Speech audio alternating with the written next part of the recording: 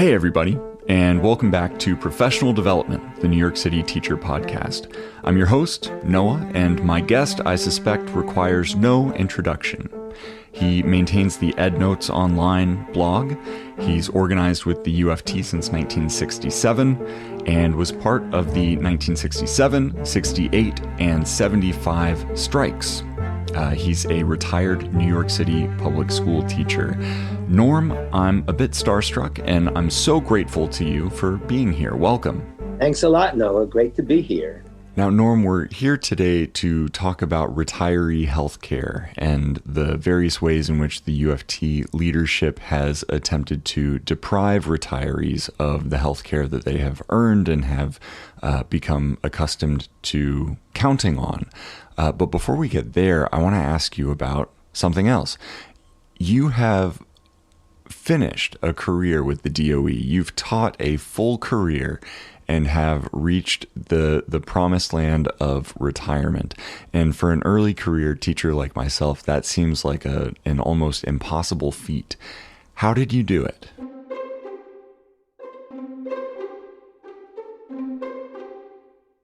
Well, that is quite a long story. So actually, I started teaching in 1967 as an escape from Vietnam War. They took away graduate school deferments, and I was in graduate school. And people were scrambling, even law school people. And New York City offered an arrangement where you would come and get 6 weeks training that summer of 1967, and you would be teaching. We owed them 2 years to teach.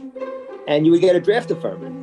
So thousands of guys flocked from all over the country to this special program at NYU. I had no intention of teaching. It was the furthest thing from my mind. I was hoping for a PhD in history. And suddenly I found myself, and they only needed elementary school teachers and middle school math teachers. And there I was teaching little kids in a state of shock in Williamsburg. Which was, I had the poorest neighborhood in the city, probably. And I luckily escaped from being in a classroom the first year and a half. I was scared to death because my friend had done it the year before and the kids ran roughshod over it.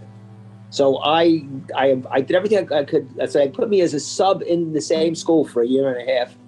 And I learned tremendous amount by being a sub because I had a different class every day. And so the kids were going wild. I was coming home wiped out. I had the same idea you said. I'm not lasting till June. I'm not lasting till December. As a matter of fact, I had a friend who was in that situation. He went into his principal in his other school and he said, I'd rather go to Vietnam. And she said, go home and rest and come back tomorrow. It was the hardest thing. The idea that I could manage those kids. To me, if you said to me, you can get a PhD in physics, I would say more likely that than not, the day comes that I could manage these kids. But, well, a year and a half plus later, I was in a classroom and learning to manage them, and a switch got turned on in me that I can't imagine that somehow I just fell in love with it, in love with teaching, in love with having control of my own class, because I taught everything, and when you say how do you last so long, it was the freedom to do that because they didn't care what you did as long as you controlled your class.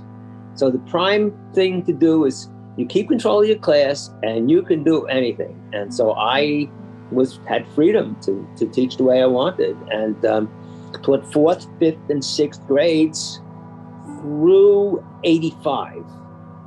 And but one of the things that saved me was getting active in union politics starting in 1970. But you need to understand that those years had community control. So the politics I got involved in were not UFT politics, but when local Williamsburg education politics, where I met up with a group of radicals who were putting out a newspaper, and I joined them in the newspaper, and that became the beginning of my political activism in the fall of 1970. That branched out into the UFT. And so from a guy who was totally inactive politically through the Vietnam stuff, through the 60s, I was like a dormant in the 60s. I actually became alive politically in the 70s through the classroom and the teacher movement. And by 75, I was out on the streets of Madison, in front of Madison Square Garden, when we coming out of that strike, begging people to vote no and to stay out. And they decided to go back. We lost 15,000 teachers. We were fined 2-for-1 penalties for the Taylor law. And the system was crippled from that, pretty much from 75 for a long time, for maybe 20 years. So that was my experience. But I did, in 85, I went back to college for a master's degree in computer science. And when I got back to my school in 87, I was no longer, the principal didn't like the way I taught because I was not pounding kids on reading. I gave them too much of a good time. We took trips and things like that. She didn't like that. So she made me a cluster teacher, which means I covered the classes. And I evolved that into a computer program that I created on my own. And over the next, through 95 or so, 96, I actually ran a computer program in my school. So, and then I got a job at the district. So my career was divided into 3 segments. The infantry of teaching, the elementary classroom teacher, that's the infantry. I think the hardest job you can do. You're with the kids all day. There are 30 kids who are involved in their lives and their family. Then the cluster, which is not heavy lifting because you have a different class every period. And then finally, the district job, which meant I was teaching teachers. So that's how I survived. But the political activity fueled me a lot. So.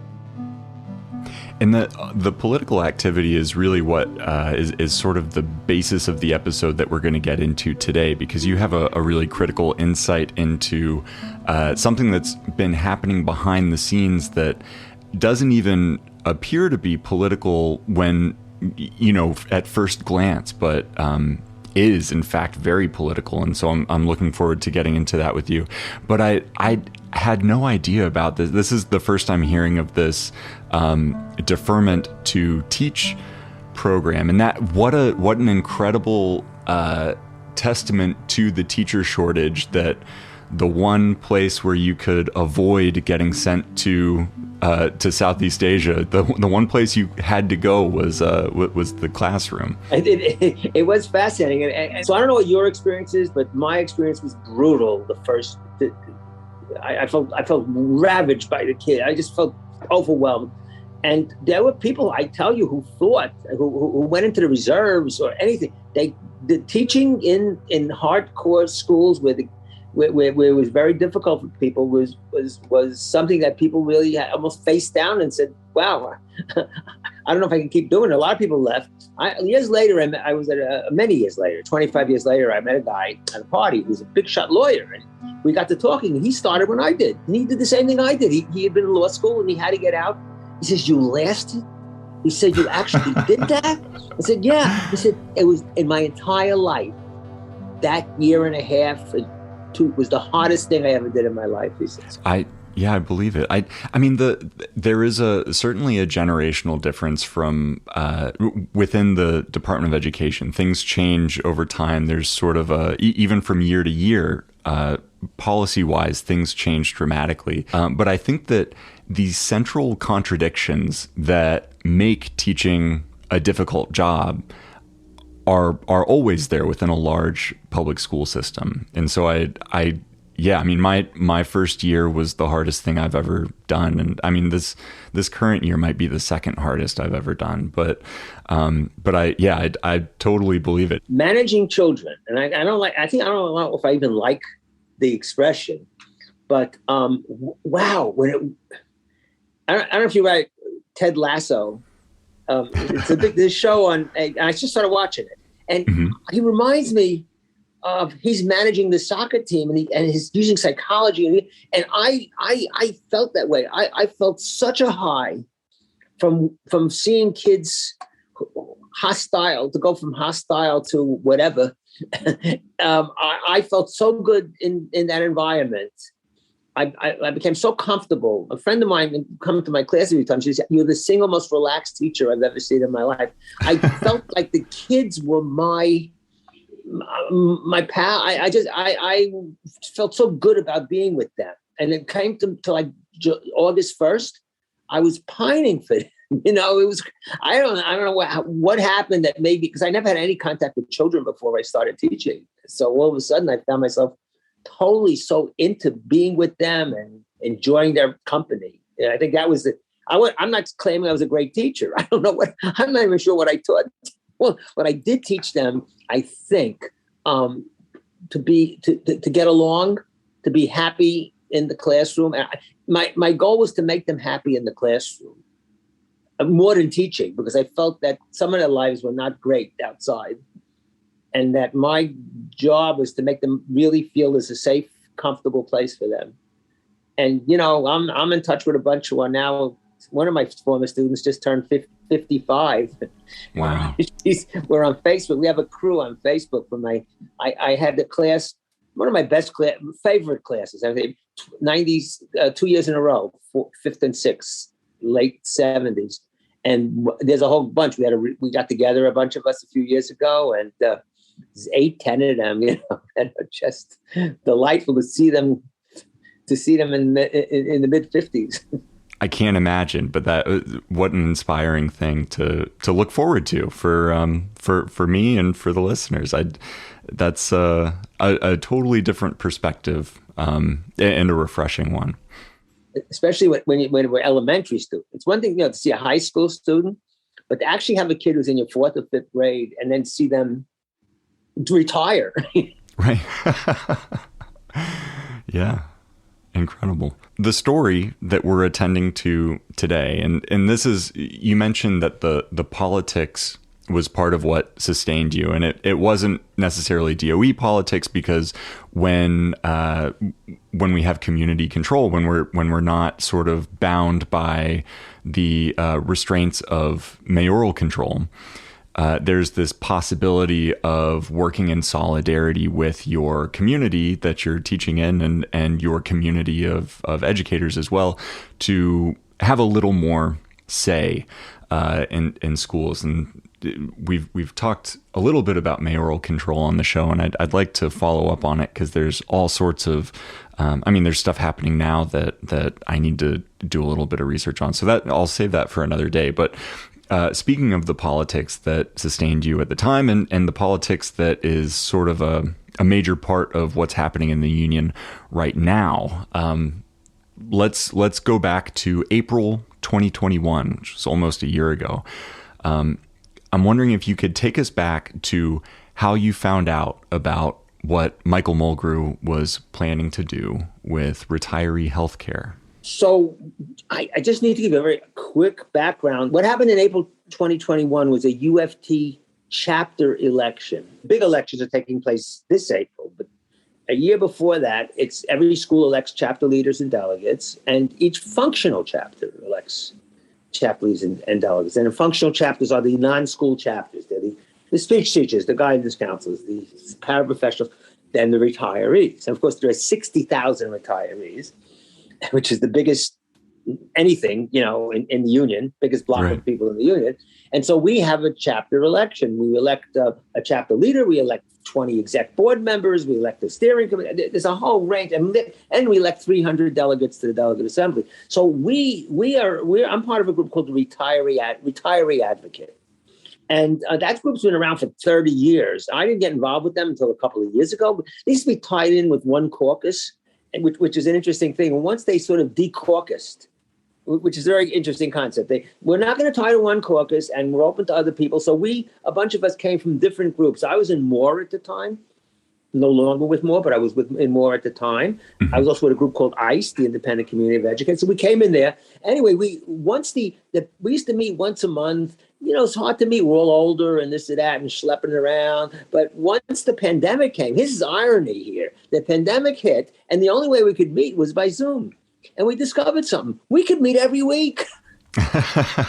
Right. We can meet every day. So we started meeting more often. And we found that the Zoom was, other than the fact that no one was putting a bagel in front of us, the Zoom meetings were just as good better than the in-person meetings. And so we actually made a decision. We're going to run in that election as we have in every election every 3 years, but that we were going to put a heavy-duty, serious effort into this, and we were going to recruit heavily, and we reached out to all these people who had been involved in the union. For some guys I hadn't seen since the 70s, and we got 130 people to run in that election. And so that's what we were doing in April. I helped put together the newsletter. One of the perks you get in running is you get your newsletter sent out to every single retiree at the cost of the union. They put it in the ballot. So we created a newsletter, and literally I had put together the newsletter when someone from PSC, Professional Staff Congress, notified us that this was going on, that they were going to shift not only UFT retirees, but 240,000 municipal retirees into a Medicare Advantage plan. And we said, but the newsletter was literally ready to go out, and they said, we got to put something. I put a little tag at the top, watch out for what they're doing. But I didn't have time. We had a deadline. So that went out with the ballot. And between the time the ballot went out and by the time 3-4 weeks later, this was becoming the hot topic. And this was now getting known. And we started holding rallies and press conferences and marches. We had one, I think June 30th. We set up June 30th, I believe, as a march from Lower Manhattan past all the perpetrators. We marched each union office, including the UFT, and then we're going to march to City Hall.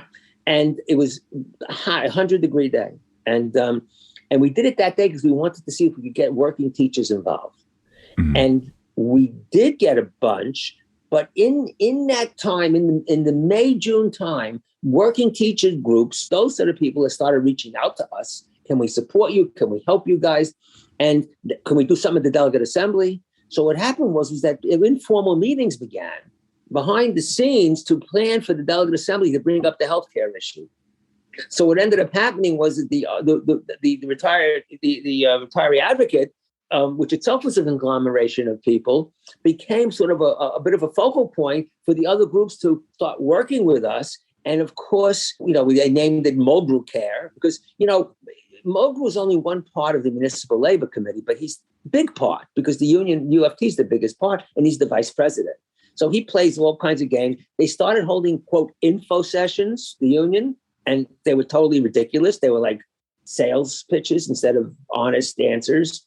So we started getting a lot of traction around the issue. Of course, they've been accusing us, we made up stuff, we're liars, we're just misleading people. And in the meantime, another group, which is more nationwide in some ways, brought a lawsuit, which we on the whole did support. We felt it could have gone a little further, but it was fine. And of course, last Thursday, they actually won. I don't know. We're not clear 100% what exactly they won. I mean, we do know what they did win, but we're not sure if it's a slam dunk, as some people have said. So that's where it stands at this moment. What was the motivation for Mulgrewcare or the Medicare Advantage plan? What was the motivation from the perspective of the union? Why would that be something that they wanted to get into? There was something called a stabilization fund. And the story we're hearing is that in order to, when Mulgrew negotiated a contract with de Blasio, they wanted to give retroactive pay to people, and that they took the money out of that stabilization fund, which is used to support the healthcare, to pay the raises for people. And then in 2018, Mulgrew agreed to make up that difference by saving, they used the number $600 million. So that's the rationale. Now, for those of us who, now you're in a health plan now that's privatized. You're working teacher. Working teachers are not in a government plan. They're in a privatized plan. Somebody's making money out of your health care, because why would they do it? And, they got to be making money.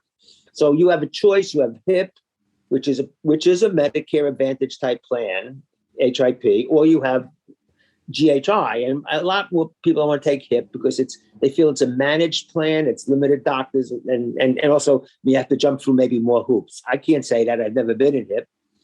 my wife worked in the hospital field in terms of billing, and she was like an expert on all these plans. And if you mentioned HIP, she would like gag. So as someone who managed payments, and so I knew something. My wife was she was the faculty practice manager of a big hospital.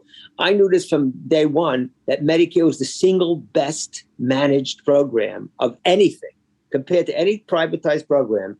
There are flaws in Medicare, but it's still the best managed program, most efficient. When she had to get information, she got information as opposed to being given runarounds from GHI or the other companies. And the lowest administrative costs, right? So you start so wait a minute, Mulgrew is going to, save money, but let me just make sure you understand this part.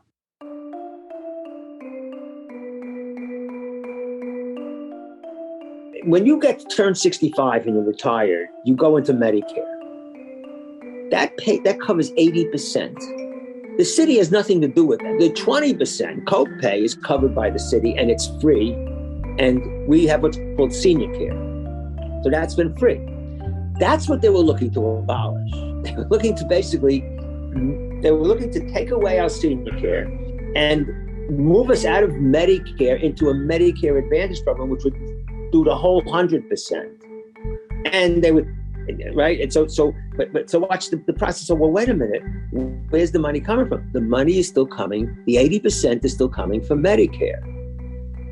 Instead of them paying the doctors, they're going to pay this group, who will then pay the doctors.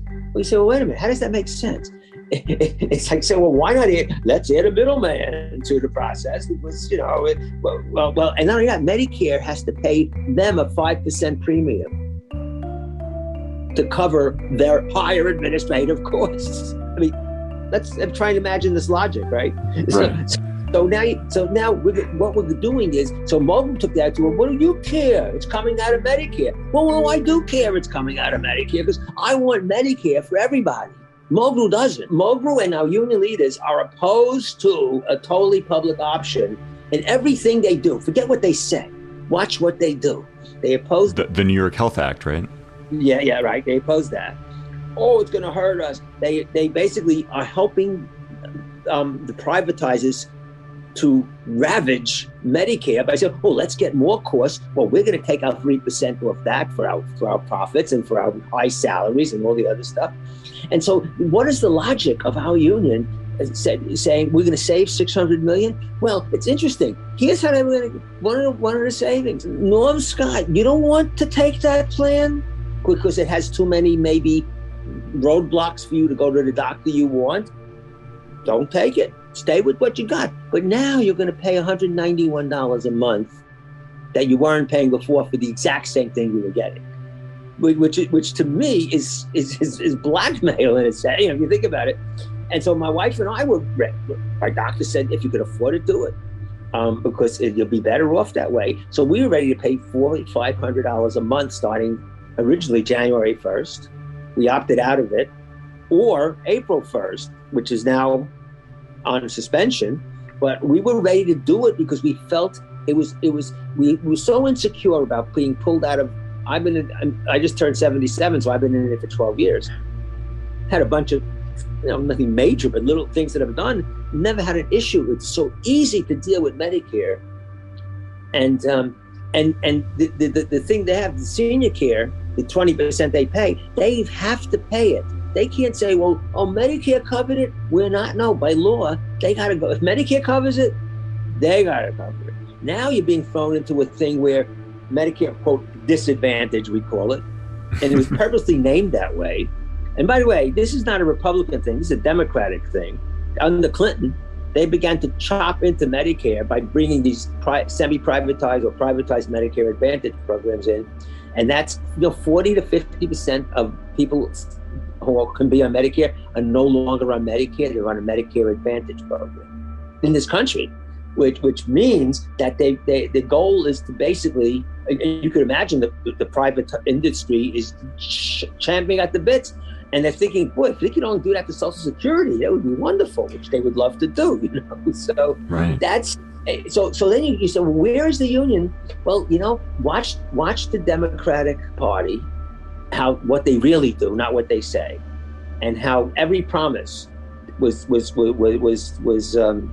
ignored. Even Biden ignored every single promise he made. How about, hey, what are the three things that when you get older? Eyes, teeth, and ears.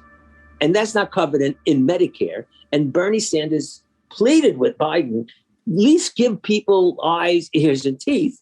The three things my dad, who lived to 94, those are the three big things in his life at the end, eyes, ears, and teeth. And they don't want to do that. Well, do you see our union calling for that? I mean, do they give a crap about retirees that when you get old, they don't call for that? They fundamentally are agents of the right center Democratic Party, and our union acts as if they're intertwined like that. So if you want to explain UFT policy, we must look to the fact that union and I loved your UFT history podcast, where you did, especially your first session, where I think you're one of the few people, which really impressed me about you, who nailed the ideology behind the UFT and linked it to its anti-left policies that it was born under. And that has continued for 60 years. And nothing proves that more than Mulgrewcare, because that's a perfect example of the policy of the UFT to really push back against real progressive policy. We as teachers we understand what privatization can do because we work in a public school system. We hopefully believe in a public school system and the importance of public services, things that we as a society need should be public. And yet here is a plan to take something that works perfectly well as a public service and make room for a middleman so that the UFT as a union supposedly for public school teachers and retirees from teaching in public schools to make money off of them in order to make up the difference. And so that's how you do it. You bring in the right. You bring in a privatizer and you use them to collect the money. So let me compare that to charters. No different in some ways. It actually is. What is a charter? A charter is a middleman, in essence, that instead of the public school serving the children, they're creating another factor from where they can take a profit. Now they claim they're nonprofit, but look at their salaries and look at the money that comes into. What when you think that people, we're all just philanthropists. No, they're not philanthropists. They see a way to make money out of this, and that's been behind the charter. There's billions and trillions of dollars in the public school system. Can you imagine if they could just rip all that money out of the hands of the public and create a totally private vouchered system? You could pop up your little mini school in your basement and get a share of the booty, And that is and by the way, where did the UFT stand on charters? From the beginning, they were not really opposed. They actually set up their own charter. Right. They could have, if they used their power in the earliest years, they could have really stepped on the growth of charter schools. And the charter schools have been ultimately will undermine the public school system all over because they're skimming the best kids. And by the way, so let's compare that to the healthcare thing. There were programs that were skimming the healthiest people. Just like charters skim the best kids, the way they can make money is to skim the healthiest people and shunt the sicker back into Medicare. So now you're fairly healthy and you're not going to be unhappy with the Medicare Advantage. When the minute you get sick, they say, well, I got this pain. Well, maybe you got to see another. I want to go to this top level lung specialist. No, you really got to see someone else first, and blah blah blah. And all of a sudden, maybe you give up. Maybe you actually get too sick to survive, and you're not getting coverage. So you're going to shift out of that program. And now Medicare is going to carry the burden of taking care of you as the sickest person. Compare that to the public schools, which their goal is to ultimately leave a hulk of a system left, which will take care of only the people who the charters don't want. The same thing with the medical advantage system. The Medicare Advantage won't want the sickest people. it's very parallel in many ways. And the UFT is lined up on the wrong side. So today they'll claim they're against charters, but they, they really watch them and see how much against. Yeah, they have no choice. It's survival at this point. But they were left in that position after initially supporting their concept. They support every aspect of capitalism and neoliberalism that they can, and they are fundamental neoliberals in every way. Exactly, and what they might find in the end is that the last thing that neoliberalism just can't abide by is the fact that there is a union. So they'll be friends right up until the end. I really wasn't expecting for us to be able to make a parallel between charter schools and private healthcare, but there you have it. It makes perfect sense. This, like, the idea of pushing out is something that any private system masquerading as a public service is ready and willing to do in order to protect its bottom line. So the rationale, it seems, to switch from Medicare to a Medicare Advantage plan was to make room for a middleman, and then to use that middleman to collect the $600 million that the UFT was on the hook for in this deal with de Blasio. I wasn't clear where the $600 million are coming from, but my friend figured out that if everyone opted out, it would. If we all paid $191 a month, it would come out to $600 million. So that lines up pretty neatly. I say to everybody, "Oh, guys, we don't care if none of you take this. You're going to cover the cost by you're suddenly paying $191." I don't quite understand. There was almost Putin-esque thinking within Mulgrew, and he's not going to. He hasn't invaded anyone yet, but who does? I used to make stupid jokes at one time when it was a joke that there was more democracy in Russia than there was in the UFT, because the decision making is totally locked in at the top. There's literally no consult. I don't even know if there's consultation below the top level. I don't even think they consult with the other people below them who are elected. I think it's a real top-down decision making and equivalent to a couple of people locked in a room who decide what to do and screw everybody else. What was the general reaction to the to this privatization plan from retirees? You just mentioned that it's a very top-down organizational system at the UFT headquarters. Was there any consultation at all with retirees? Did anybody see what was coming before it arrived? We didn't, and I was chastised by an old union buddy who says, "Norm, I saw this in 2018. I actually told you about this in 2018 when Mulgrew signed this deal. You guys should have been ready," and we probably should have been. Once we heard about it, we started holding webinars and seminars, and we got a big reaction. And we got 30% of the vote in April, just when people were hearing about it. And that was up a good 10-12% from previous election, which means enough. Some people heard about it probably, because where would those new votes come from? And so there were 23,000 people who voted. We got about 7,000, a little under 7,000. And union usually gets more like 85%. And we got 30%, but this time they got 70%. The danger for the leadership is, since that time, will those numbers grow in the upcoming election? I mean, I don't know. If we hit what, could we go up 10 more percent? Could we go to 40? Could we go to 45? Are we in the ballpark to roughly break even with them? I could not tell you. I think there are a lot of loyalists to the union. I think they buy what they say. Last night the phone rang an hour before the seminar. The guy's on the phone, and it's a guy from at least 20 years ago. He says, "I was at a union thing in Florida, and they talking about this plan. I didn't even know anything about it."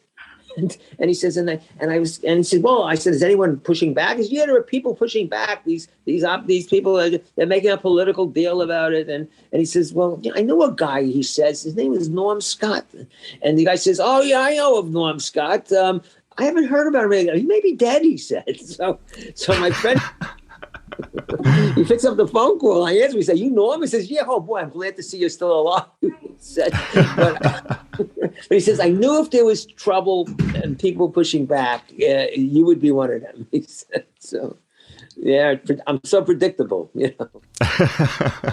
Right. Okay, so there is an uproar in it, and it's been building, and so the question is how far will it go, and will it actually be enough to sort of push back against this trend that we're seeing in really among unity leadership, I would imagine is. So I don't know if the judge helped save Mulgrew or not. Remember, this was going to go into effect January 1st. Right. So there have been all these people since January 1st paying either the $191 or forced into the plan, and the ballots go out April 8th. Then the judge moves it back to April 1st. And I said, whoa, that's a good deal for Mulgrew, because no one's going to be paying the 141, the 191 until after they vote. And then the judge rules you don't have to pay the 191. So now you could say, well, the people who are going to vote against Mulgrew, because the union has a way to deflect things. Like say, well, now, hey, Mulgrew's going to maybe claim credit. You see, you don't have to pay the 191. And maybe some of the unity people are out there selling, God knows what they're selling. And people do buy stuff. So some of the people might have voted for us might be think, well, it really didn't happen, and maybe I shouldn't. On the other hand, there's a significant crew that are very, very angry. And remember, 43, 45, 47, I don't know, 1,000 opted out. Now, that's not UFT members. That's the whole municipal. Right. But here's the thing. It's a two-tier system. Those who could opt out are people who had higher salaries and could afford to opt out. If you were a school aide, you're not going to be able to afford the 191. So it becomes a two-tier system. The people who made more money could afford to opt out. So it's more likely that a lot of people who opted out were UFT members, because they're the ones who made enough of a salary to be able to afford to opt out. Right. So we don't know how many, but would those people be willing to vote for us? Well, you know what? In about 2 months, we will have an answer. Right. Right. And in the meantime, though, I'm seeing not much, but I've seen a little bit of unity propaganda about the Medicare Advantage plan, calling out the UFC by name and suggesting that it was the UFC who was pushing the old Medicare plan because of corporate lobbyists or something of that nature, and saying, UFC wants you to be out $191 a month. Don't trust them. Go with the flow, go into this new Medicare Advantage plan, because otherwise the corporate lobbyists win. Right. I mean, after all, the corporate lobbyists all are working down in the bureaucracy of Medicare, not in the Aetna groups or whatever they pick, Anthem. If that's where the corporate lobbyists are, the thing they were pushing us into. LOL. I would say if you have a triple laugh out loud, maybe a quadruple laugh out loud. But you know what? My feeling is that, boy, if you believe that, if that propaganda worked on you, you deserve Medicare Advantage. Go have a good time. Right. Put on your silver sneakers and go and work out. Oh yeah, I did see that was sort of at the top of the list of what you are gaining. A fortuitous, this is a wonderful thing that is on your way. You get the silver sneakers. It's just like you get to go to the YMCA, right? Isn't that basically what it is? I guess you do. I'm paying for a gym I don't even use now, but that's so maybe I should think about it, But silver sneakers. Look, there is. Medicare Advantage includes some eyeglass stuff, some hearing aid stuff. They may include some better dental. So let's not say that they don't try and throw stuff in. So the only question that comes up, well, where are they making the money? Because where do the savings come from? When you start asking that logical question, and you don't really get answers. Well, they're gonna. Well, do they have higher administrative costs? There's a hangdog. Yeah, yeah. I mean, oh, really? Well, yeah, but Medicaid's going to give them 5% for it. Well, there are stories that privatized administrative costs at 12 up to 12%, and that's when Bernie Sanders' plan. It was why he said we would be paying less was because that 12% would disappear and come down to 2%, which is massive when it's the whole country, And I mean, just imagine I need medical care. I don't have to think about anything. I have a card. I walk into any place. I get treated. I'm done. There's no paperwork. There's almost nothing. If you compare that to the current system, which is chaos and mayhem, and fundamentally, this plan, goes along with it. What I would like to do is instead of having 80-20 split, I would like to have 100% Medicare, which would be a Medicare for all system.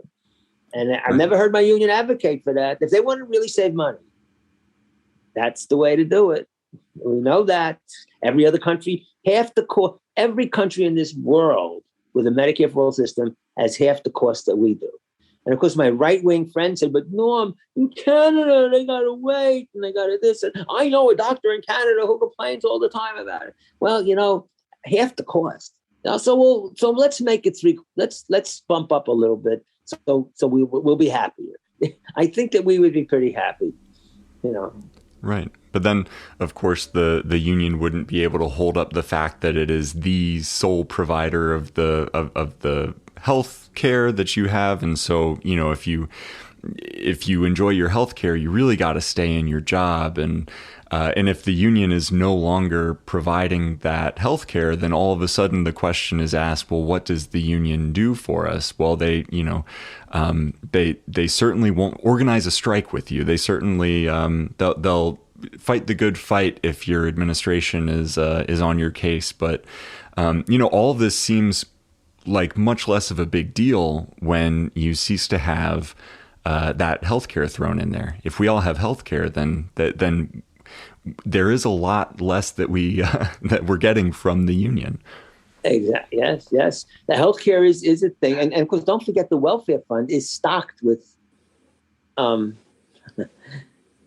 people union. So the city was pretty smart when they allowed the unions to control their own welfare funds with city money, because they hire people, they control the patronage system, and so it's more than just offering services to the people. They actually have jobs and other things in their pockets paid for by city money. And it's not a bad deal for the union. If you had Medicare for all, they wouldn't have any of that stuff. So that's why they got to really make sure that we don't have Medicare for all. That's why that's why Mulgrew is spending some of our political advocacy money on ads to attack NYHA, New York Health Act. But then if we didn't have that bureaucracy that is sustained by the money that could go towards that wouldn't be coming in as a result of this completely messed up healthcare system, then there would be a smaller bureaucracy there and a smaller force preventing us from ever doing more militant union organizing. So that it would be an interesting a couple of variables that would sort of get changed around and could make for some interesting new history. Yes, well, I'm pretty aware of Chicago and LA, and I always wonder. I was involved with the Chicago people before they won the election, to some extent. So I mean, I've known them from there forever, and I always think, are New York City teachers that different from LA and Chicago? Because there seems to be they were willing to put in a militant, left-leaning union that seems to have. I mean, listen, they were way behind us to start with. So you got to give credit to the UFT and Unity for winning what we won over the years that still put us ahead of LA and Chicago on a number of grounds. So they've made up maybe a little bit of the gap, but they haven't really gotten even with us.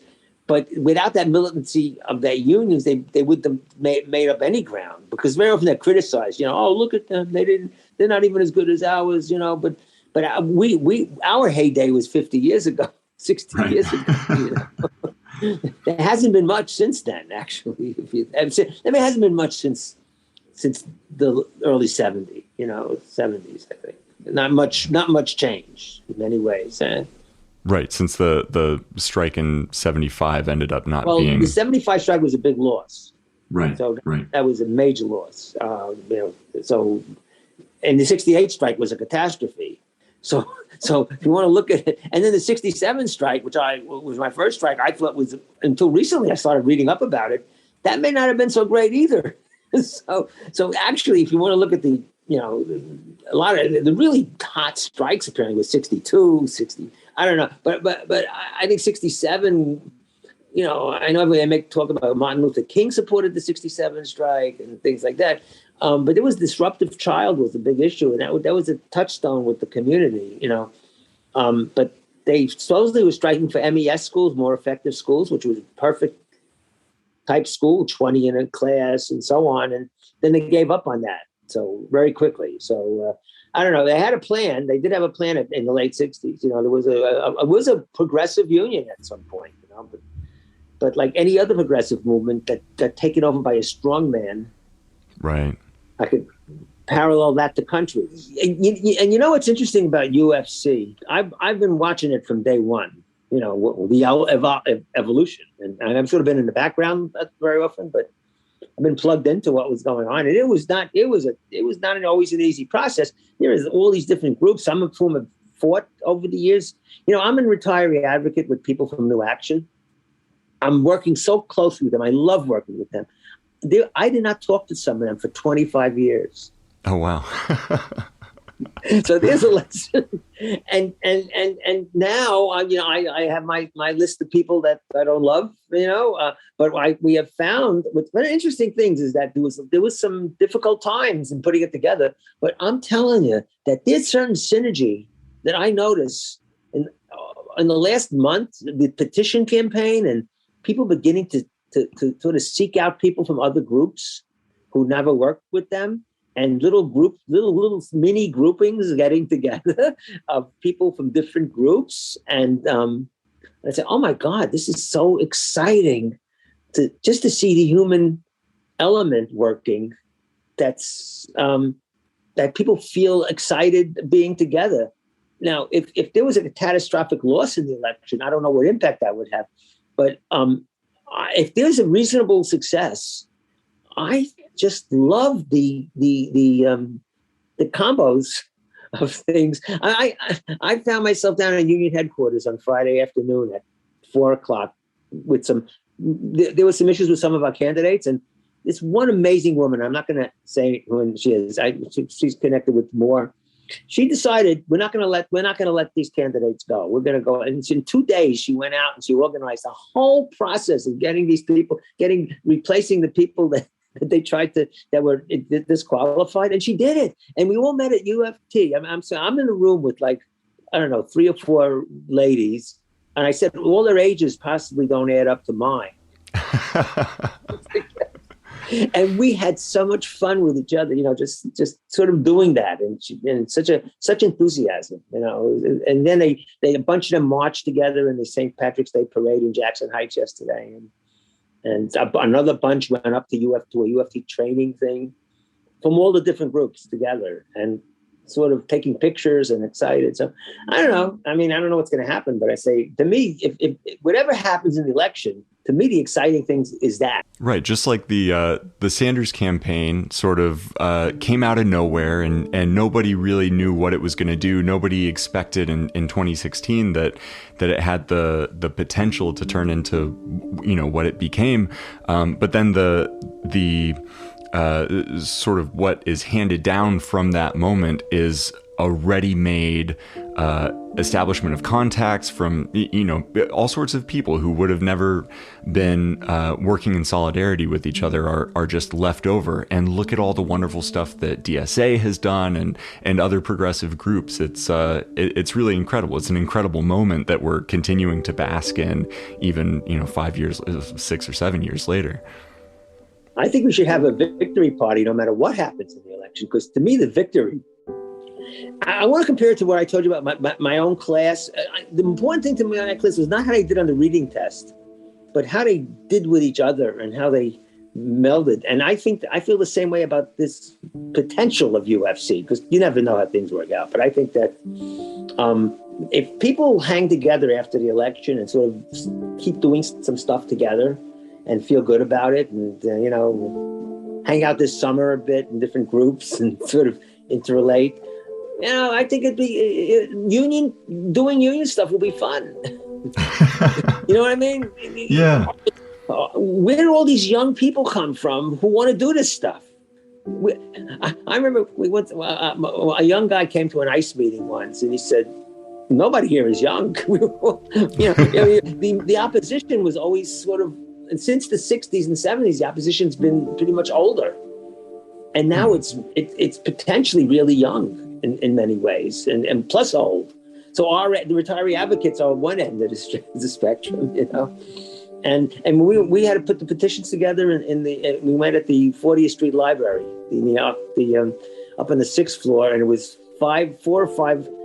It was 84-year-old. It was 82-year-old. It was 76, 75, and the youngster who was 65. And then a few young people came in, work, and the 8 of us or 9 of us were like a team working together, and some of us that barely had worked with each other in the past, and it just sort of meshed. It was really actually just a beautiful thing to see in many ways. That's incredible. And what a great image to see people on both sides of your retirement status, right? Like it's I imagine it's a very different thing to be a retired teacher from being a teacher, and yet, there is a common drive to make sure that we as union members, as people who are in solidarity with each other, all have what we need, what is promised to us, and what we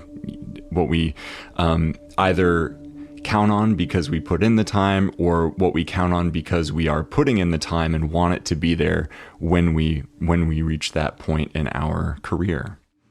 Retiree advocate has been it's amazing that the retirees, and we have a guy who's 84 who was involved in the 68 strike. He crossed the picket line in 68. We have a variety of people, but our people in retiree advocate many of them have been active politically their entire lives in many ways. But a few of the people you may have seen on the Zoom last night were brand new to UFT activism. Active on that thing last night that just became active in May and June and July and even September with this group. And now they're running meetings. And they were political in other ways, but not in the UFT. And here they are. And they're amazing. They're so capable. And, it's such a pleasure to meet people who actually know how to get stuff done, So it's Right. Well, to close out this discussion of the sort of bait and switch and the court case concerning this bait and switch and whether or not it is legal to charge these premiums that weren't there before. It really does seem like the most recent news on this story is like pretty good news. The judge in the case concerning the premiums for the old Medicare plan found that those premiums could not be charged legally for the old plan. So I'm wondering, do you anticipate this is a happy ending, or is there going to be more to the story? Is it something of a cliffhanger? I think it's a cliffhanger because I know a lot of people disagree with me, but others do. Or it's not me; it's other people of analysis. They've taken one tack, and the people in the lawsuit don't agree. They feel it's more of a slam dunk. But other people have said, well, the judge has fundamentally said you can't offer this option and charge people. And the logic of it, don't offer the option. In other words, don't offer them an option and just say, screw you, you're all going into this plan. If you don't want to do it, then just leave and go find your own plan. That's not impossible. Now, my friends is telling me that is impossible because it has something to do with that the judge ruled they had to, and I can't explain this to you well, something with the cost of senior care they can't reduce it below a certain number, and they'll never reach that number.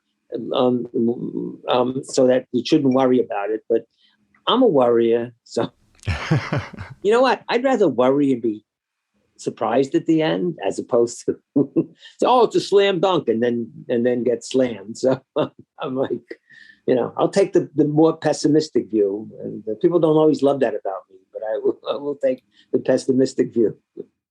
So for right now, it seems like Medicare is intact. You can't be charged a premium for staying with Medicare.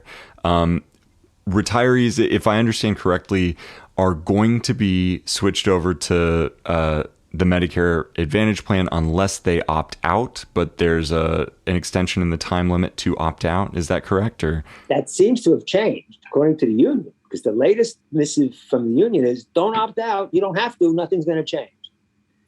Okay. That was today or yesterday. So the question is that many people don't trust them. I opted out. I'm not changing. The lawyers were telling us not to opt out till the last minute. We opted out in October, and when they told us, "Oh no, reverse your opt out," we did not. We had made a decision. I don't care, but the lawyers seem to have a sense that they preferred up to a point that people do not opt out, and then when they were last week, they said now opt out. Now everyone go opt out.